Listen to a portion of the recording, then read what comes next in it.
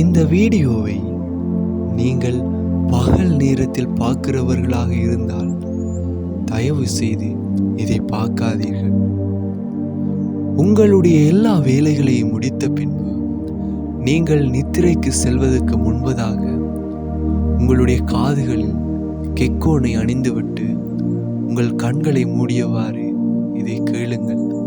இதை கேட்ட பிறகு மற்றவர்களோடு கதைப்பதையோ தொலைபேசி பாவிப்பதையோ தவிர்த்து விடுங்கள். இதை கேட்டவாறே ஆழ்ந்த நித்திரைக்குள் செல்லுங்கள். நான் உங்கள் நினைவுகளோடு பேசப் போகிறேன். உங்கள் உள்ளத்தின் இருதயங்களோடு பேசப் போகிறேன்.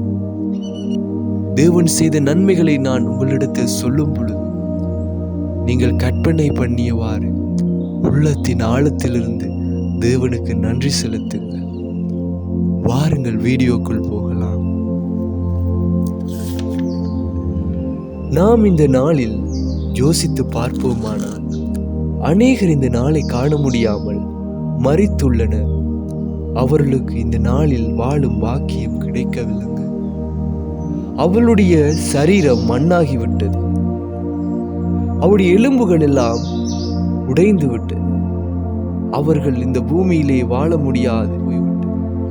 ஆனால் நம்மேல் தேவன் வைத்த அன்பின் நிமித்தம், அவர் நம்மேல் வைத்த பாதுகாப்பின் நிமித்தம், நம்மை கொண்டு தேவன் செய்ய இருக்கிற திட்டத்தின் நிமித்தம் இந்த நாளை காணவும் இந்த நாளில் உயிர் வாழவும் தேவன் கொடுத்த கிருபைக்காக அதை நினைத்தவாறு உள்ளத்தின் ஆழத்திலிருந்து தேவனுக்கு நன்றி செலுத்துங்கள். இன்றைய நாளில் ஆகாரம் இல்லாமல் அநேக மனிதர்கள் மண்ணை சாப்பிடுகிற சூழ்நிலை ஏற்பட்டுள்ளது. ஆனால் நம் தேவன் இன்றைய நாளில் நமக்கு தந்த ஆகாரத்துக்காக உங்கள் உள்ளத்தின் ஆழத்திலிருந்து ஒரு மனதோடு நன்றி செலுத்துங்கள். அது மாத்திரமா, இந்த இன்றைய நாளில் அநேகருக்கு தாய் தகப்பன் இல்லை, சகோதரர்கள் இல்லை, மனைவிகள் இல்லை, கணவன் இல்லை, பிள்ளைகள் இல்லை, நல்ல சொந்தங்கள் இல்லை, நல்ல நண்பர்கள் இல்லை. ஆனால் நம்முடைய தேவன் நமக்கு தந்த பெற்றோருக்காக, சகோதரங்களுக்காக, உறவுகளுக்காக, நண்பர்களுக்காக உங்கள் முழு மனதோடு உள்ளத்தின் ஆழத்திலிருந்து தேவனுக்கு நன்றி செலுத்துங்கள். நமக்கு உணவளித்த பெற்றோருடைய கரங்களுக்காக தேவனுக்கு நன்றி செலுத்துங்கள். நம்மை ஆசையாய் அரவணைத்த உறவுகளுக்காக நம் தேவனுக்கு நன்றி செலுத்துங்கள். இன்றைய நாட்களில் அநேகருடைய மனக்கண்கள் திறக்கப்படாமல் நம்மை படைத்த மெய்யான கடவுளை யார் என்பதை அறியாமல் தேவன் மனிதனுக்காக படைத்த படைப்புகளை கடவுளாக நினைத்து அதை வழிபட்டு கொண்டிருக்கிறார்கள். ஆனால் தேவன் உங்களுக்கு கொடுத்த இரட்சிப்புக்காக தேவனுக்கு உள்ளத்தின் ஆழத்திலிருந்து நன்றி செலுத்துங்கள். இன்றைய நாளில் சந்தித்த மனிதர்களுக்காக நம் தேவனுக்கு நன்றி செலுத்துங்கள். தேவன் படைத்த அழகான இயற்கைகளை கண்டு ரசித்ததற்காக நம் தேவனுக்கு நன்றி செலுத்துங்கள். இன்றைய நாட்களில் கண்ட பறவைகளுக்காக, விலங்குகளுக்காக தேவனிடத்தில் நன்றி செலுத்துங்கள். ஒரு மனிதனுக்கு ஒருக்கா தாங்க வாழ்க்கை. நாம் மரணத்தை சந்தித்து விட்டோமானால் மறுபடியும் இப்பூமியில் பிறந்து வாழ முடியாது. நாம் மரிப்பதும் நியாயம் தீர்ப்படைவதும் நாம் பூமியில் எப்படி வாழ்ந்தோமோ அதற்கேற்ற பலனை பரலோகம், நரகம் என்பதில் அடைவதும் தான் நமக்கு நியமிக்கப்பட்டிருக்கிறது. நாம் பணத்தை இழந்தோமானால் மறுபடியும் உழைத்து சேர்த்து சம்பாதித்து கொள்ள முடியும். வேலையை இழந்தோமானால் மறுபடியும் வேறு வேலைகளை தேடி நாங்கள் சேர்ந்து கொள்ள முடியும். கல்வியை இழந்தோமானால் மறுபடியும் கற்று அந்த கல்வியை அடைந்து கொள்ள முடியும். நண்பர்களை இழந்தோமானால் வேறு நண்பர்களை நாம் சேர்த்து கொள்ள முடியும்.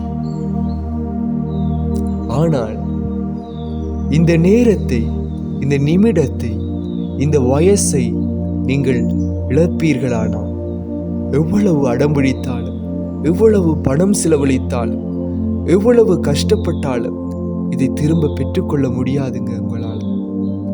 அதனால நான் மற்றொன்று சொல்றேன். இன்றைய நாட்களில் நடந்த எல்லா வேதனையான காரியங்களையும் மறந்து விடுங்க. உங்களுக்கு மற்றவர்கள் செய்த தீமையான காரியங்களை மறந்து விடுங்க. தேவனுடைய வார்த்தையை நோக்கி பாருங்க. அவர் உங்களுக்காக கொடுத்த வாழ்க்கை அழகா வாழ பாருங்க. நீங்க யோசிச்சு கொண்டிருக்கிறீங்களா, நான் வாழ்ந்தது வீண், நான் மரணத்தை சந்திப்பதை இலகுவானது, என் வாழ்ந்து நான் என்ன பிரயோஜனம் என்று நினைத்துக் கொண்டிருக்கிறீர்களா? நான் உங்கள்கிட்ட சொல்றேங்க, உங்களுக்காக வாழ்ந்தது காணுங்க. உங்களுக்காக வாழ்ந்த ஓடின ஓட்டங்கள் காணும். இனி ஆண்டவர் உங்களுக்காக வச்சிருக்கிற தரிசனத்துக்காக ஆண்டவரிடத்துல உங்களுடைய வாழ்க்கையை ஒப்பு கொடுங்க. ஏசப்பாட்ட சொல்லுங்க, ஏசப்பா எனக்காக வாழ்ந்தது காணும், இந்த வாழ்க்கையை நீ உங்கள்கிட்ட தார. நீங்க என்ன நோக்கத்துக்காக இந்த நாட்கள்ல என்ன உயிரோட வச்சிருக்கிறீங்க, என்ன நோக்கத்துக்காக என்ன ஆசீர்வதிச்சீங்களோ, என்ன நோக்கத்துக்காக ஆண்டவரே இந்த நாட்களில் எத்தனையோ பேர் மறிச்சிருக்கிறாங்க, ஆனால் மரணத்தை சந்திக்காமல் என்னை பாதுகாத்து வச்சிருக்கீங்களோ, அந்த நோக்கத்துக்காக என்ன தருகிறேன். இந்த நாள் என்ன நோக்கத்துக்காக என்ன உயிரோடு வச்சிருக்கீங்களோ அந்த நோக்கத்தை என்னோடாக செய்யுங்க ஆண்டவரே என்று நம் தேவனிடத்தில் அர்ப்பணிங்க. பிறந்து விட்டோம் என்று வாழாதீங்க சகோதரா, இனிமேல் பிறக்க போவதில்லை என்று நினைச்சு வாழுங்க. ஏசப்பா உங்களை ஆசீர்வதிப்பார்.